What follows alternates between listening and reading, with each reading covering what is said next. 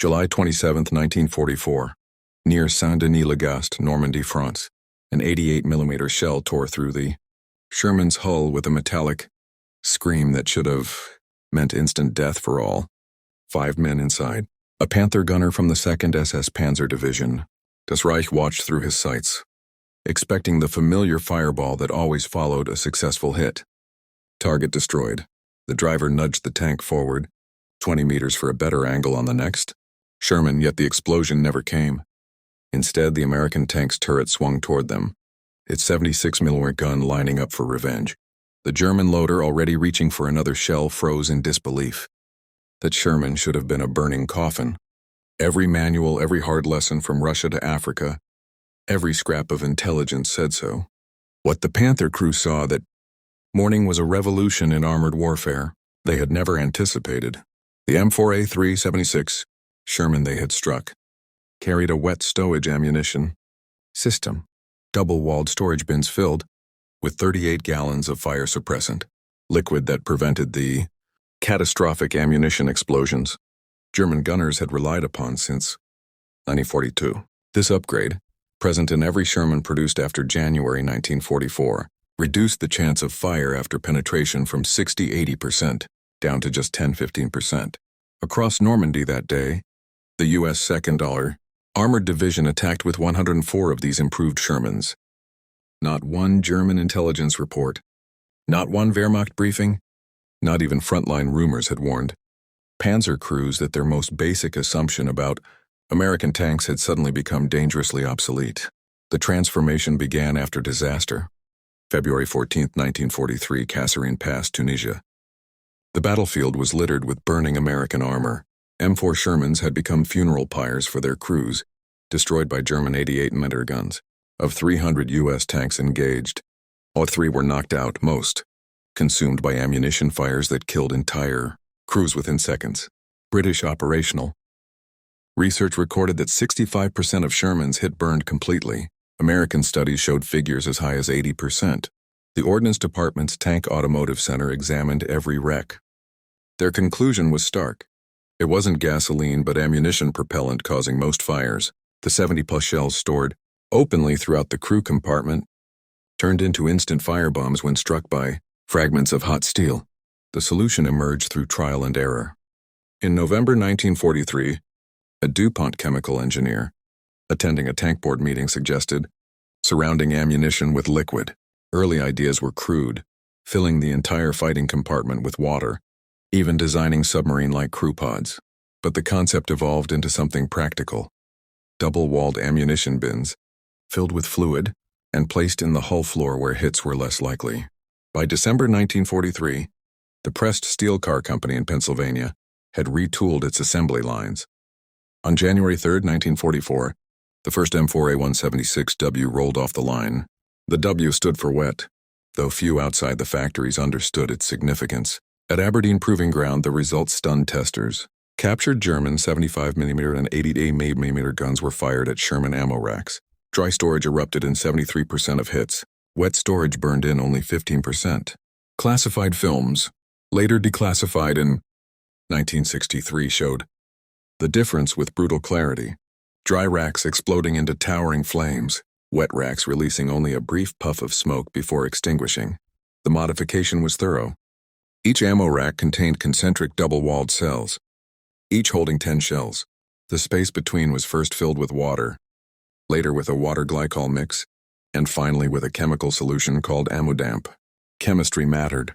Pure water froze in winter. Glycol solved that but corroded metal. Amodamp, based on ethyl sodium potassium phosphate, prevented both problems while keeping its fire-suppressant properties. The M4A375W carried 100 rounds in floor racks plus 4 ready shells, protected by a total of 37.1 gallons of fluid. The 76mm variants carried 71 rounds shielded by 36.6 gallons. The system added roughly 900 pounds to the tank's weight but drastically improved survivability. By April 1944, 130 M4A176 Shermans had arrived in England. The U.S. 2nd and 3rd Armored Divisions each received 52 of these tanks.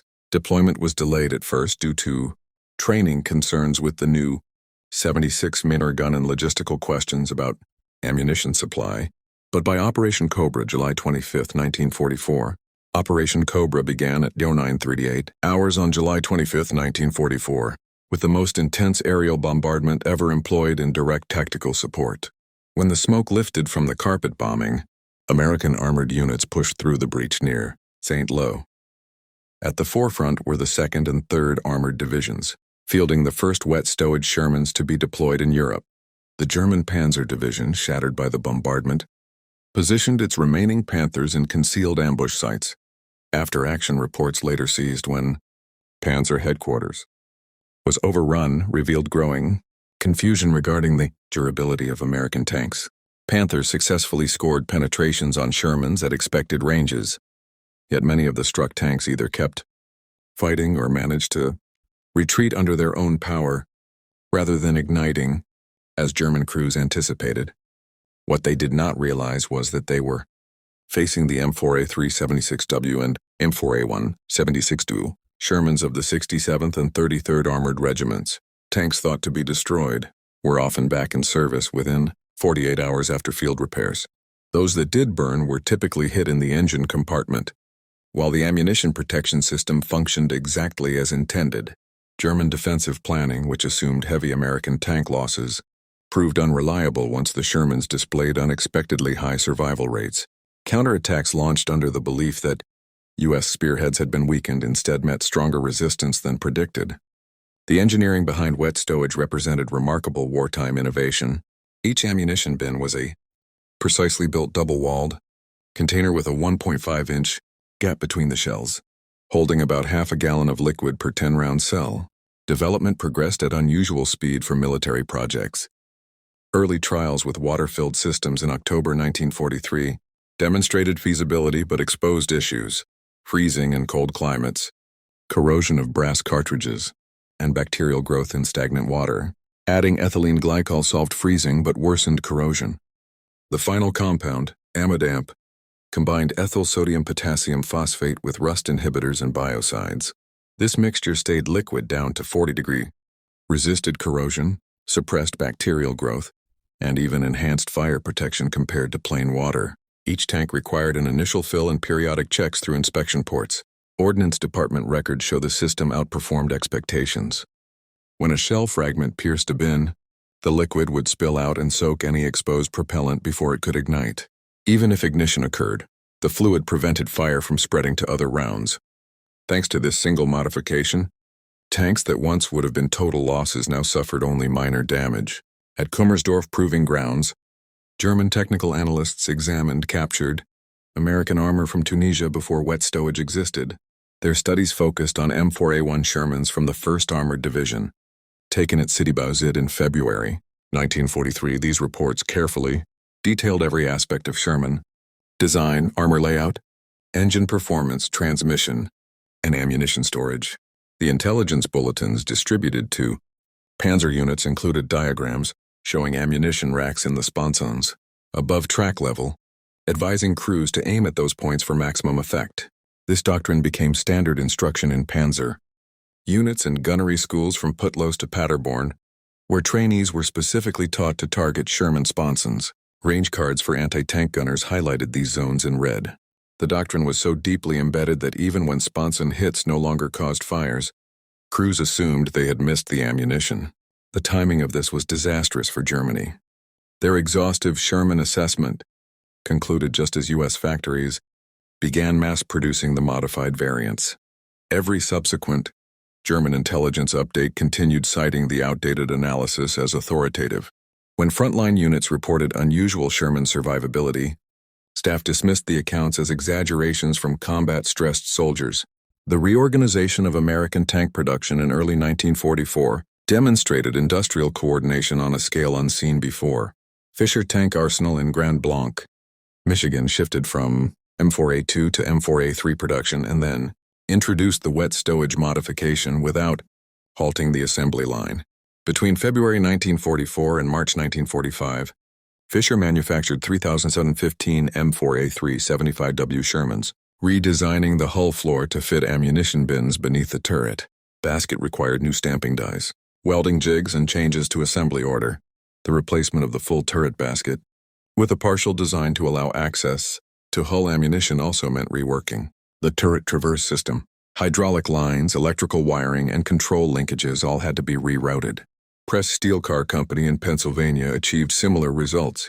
Beginning production of the M4A176W in January 1944, they turned out 426 tanks through July 1945. They faced the added challenge of integrating the Wet-Stowage system with the new 76mm gun, which required turret adjustments, different ammunition, and altered weight balance.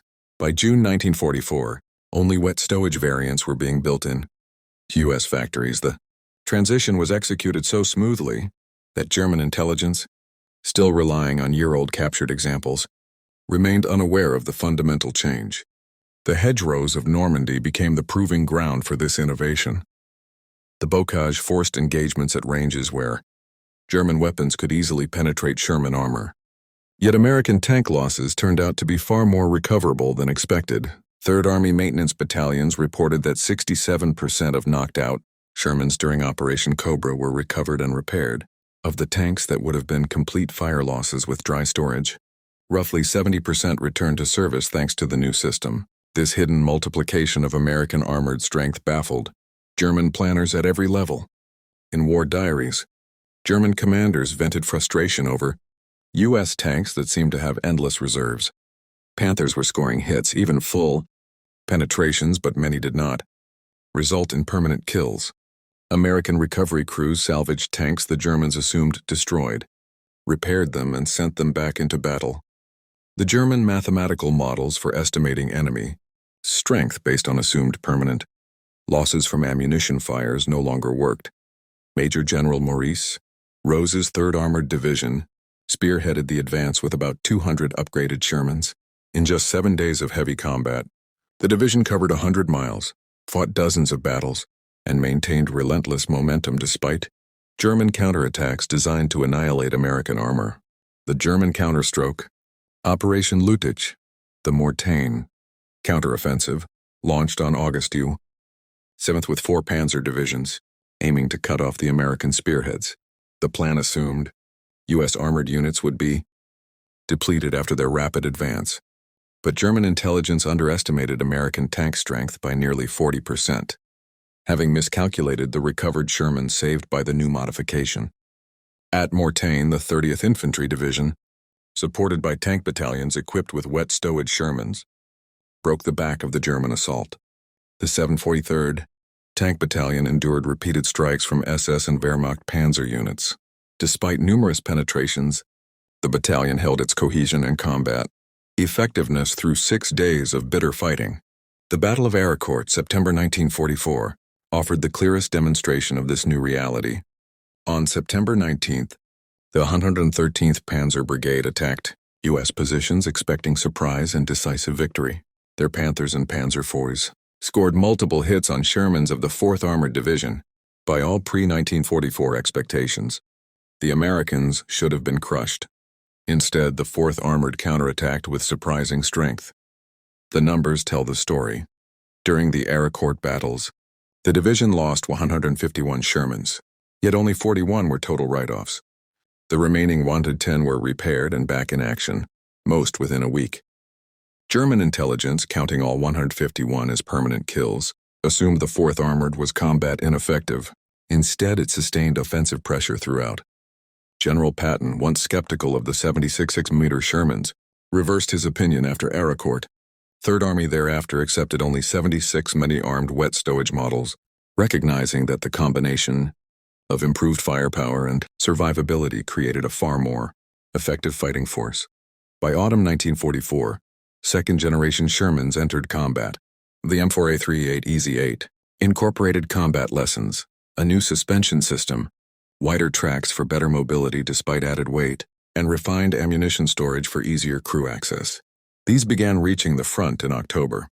The assault variant, the M4A3E2 Jumbo, had included Wet-Stowage from the beginning of production in June 1944, with frontal armor up to 4 inches and turret armor up to 6. The Jumbo could absorb tremendous punishment. Combined with ammo protection, these tanks reached survival rates that astonished German observers. By November 1944, First Army fielded 105 jumbos across multiple battalions, while Third Army operated 90 spread across 6. They led attacks on fortified positions, withstanding damage that would have destroyed entire Sherman companies in 1943. Germany's last great offensive in the West, Operation Rhine, launched December 16, 1944, rested on outdated assumptions. Planners believed American tank losses would follow 1943 patterns, and that concentrated panzer thrusts would eliminate U.S. armor piecemeal. Instead, Shermans with Wet-Stowage survived hits at unprecedented rates, and the German operational timetable unraveled. SS Obersturmbannführer Joachim Peiper's Kampfgruppe, spearheading the 1st SS Panzer Division near Stoumont on December 19th, encountered this reality firsthand. His Panthers scored numerous penetrations against Shermans of the 743rd Tank Battalion at close range, yet American resistance continued. In post-war interrogations, Peiper admitted frustration that U.S. tanks kept fighting, after absorbing hits that should have destroyed them. The 761st Tank Battalion, the African-American Black Panthers, demonstrated these survivability advantages across 183 consecutive days of combat, including the Ardennes fighting. Staff Sergeant Reuben Rivers, later awarded the Medal of Honor, embodied this resilience. On November 19th, his Sherman took 2 penetrating hits to the hull, but the ammunition did not ignite. Despite his wounds, Rivers continued fighting, his crew surviving impacts that would have killed them all in older Sherman variants by early 1945. The few German technical experts still working by 1944 were consumed with desperate wonder weapon projects rather than studying enemy equipment. Even if frontline troops had noticed the change in Shermans, no system existed to analyze and distribute that intelligence. The U.S. Army's Operations Research Office documented the difference in its post-war study OT-117 earlier. Shermans ignited in 60–80% of penetrations. Wet-Stowage Shermans burned in only 10–15% of cases. This shift quietly multiplied American armored strength. For example, a battalion of 50 Shermans taking 30 penetrations would, with dry racks, lose 18–24 tanks to fires. With Wet-Stowage, only 3 or 5 would burn, leaving 25–27 repairable. Instead of being combat ineffective, the battalion stayed in the fight. Across the European theater, this advantage accumulated into a strategic effect. Conservative estimates suggest Wet-Stowage prevented at least 1,000 Shermans from burning, preserving some 5,000 trained crewmen and keeping dozens of battalions effective. German planning never accounted for this. Every operation was based on outdated assumptions about Sherman vulnerability. This systematic miscalculation, repeated across thousands of engagements, directly contributed to defeat. Post-war interrogations and memoirs confirmed the blind spot. Not a single German wartime account noted the modification. Otto Carius, who claimed over 150 tank kills, described Shermans and Tigers in the mud but never mentioned unusual fire resistance. Ernst Bachmann's account of his famed stand contains no surprise at Shermans, surviving penetrations. Unit histories from the Panzer Lehr, 2nd SS Panzer, and 116th Panzer Divisions likewise reveal no recognition of improved survivability. These were not censored official reports but candid recollections among veterans. The Wet-Stowage intelligence failure stands as one of modern warfare's most complete breakdowns. Several factors contributed. German technical evaluations were based on captured Shermans taken before the modification existed. By the time Wet-Stowage reached combat, German forces were fighting defensively with little chance for systematic analysis. Bureaucratic dysfunction fractured technical intelligence among competing agencies with poor communication. Limited resources meant captured tanks were rushed into service rather than studied. Cultural arrogance in German engineering further reduced the drive to carefully examine Allied designs. Most importantly, the change was invisible. It did not alter the Sherman's outward look, tactics, or battlefield signature. German analysts, expecting dramatic redesigns, overlooked a subtle yet decisive improvement inside the tank. The story carries enduring lessons. Technical intelligence must be constantly refreshed. The enemy studied yesterday may not be the enemy fought today. Innovations need not be spectacular to be decisive. Evolutionary fixes to specific problems can outweigh radical new designs. For engineers, Wet-Stowage illustrates practical design philosophy. Identify the problem, create a workable solution, and implement it across production. The solution ready now often beats the perfect one that takes years. For intelligence services, the caution is clear. Blind spots kill. Underestimating an opponent's capabilities can be as fatal as mechanical failure. The Wet-Stowage system reduced catastrophic fires by 75% and saved thousands of Allied lives. Yet its greatest achievement was never being detected by German forces during the war's final year. From its introduction in January 1944 through Germany's surrender in May 1945, every major U.S. armored campaign featured large numbers of these Shermans. German units captured and even used them, but never realized their fundamental improvement. American engineers built Wet-Stowage to save crews, not to deceive enemies, but its invisibility magnified its impact far beyond expectation. It validated U.S. design philosophy. Practical, rapidly implemented solutions proved superior to Germany's quest for technical perfection. History remembers Wet-Stowage as a key technical advance that helped win the war. More precisely, it should be remembered as the modification that triumphed by remaining hidden, winning through German ignorance. As much as American engineering and German tankers fought with the wrong assumptions against an enemy that no longer existed, the system did more than save lives. By preserving U.S. armored strength, it shortened the war and hastened German defeat. In this unseen advantage, multiplied across countless battles, lies one of World War II's most remarkable yet overlooked stories. How a simple, subtle modification changed everything while remaining invisible to those who most needed to notice it.